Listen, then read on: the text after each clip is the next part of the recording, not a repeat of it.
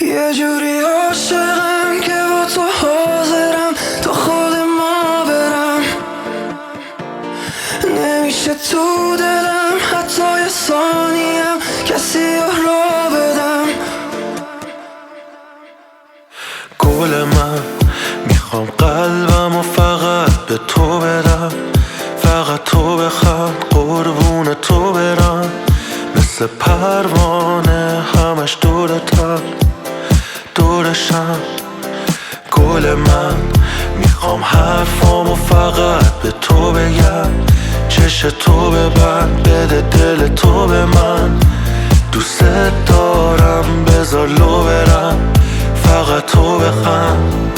دیگه بعد تو نمیشم آدم قبل، خندم با تو با همه قهرم. یادتم هر روز و تا ته شب، چون توی بهترین آدم شهر. همیشه میمونی مال خودم، همه شعرام واسه تو هم. آره خوشحالم از این که عاشق شدم. یه جوری عاشقم که با تو حاضرم تا خود ما برم.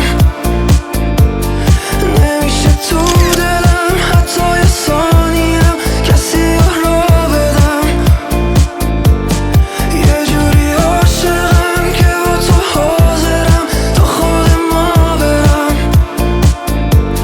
نمیشه تو دلم حتی یه ثانیم کسی را بدم.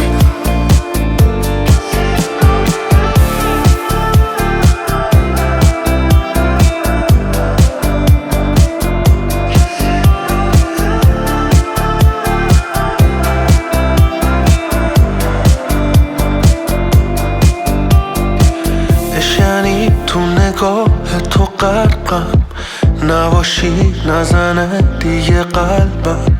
یعنی دیوونگی با تو هر شب، یعنی تو همون نگاه اول. یعنی سیب ممنوع چیدم، یعنی آینده رو با تو دیدم. یعنی حس همون روزای اول، وقتی حتی موهامو سفیدم. دیگه بعد تو نمیشم آدم قبل، خندم با تو با همه قهرم. یادتم هر روز و تا ته شب، چون توی بهترین آدم شهر. همیشه میمونی مال خودم، همه شعرام واسه تو هم. آره خوشحالم از این که عاشق شدم. یه جوری عاشقم که با تو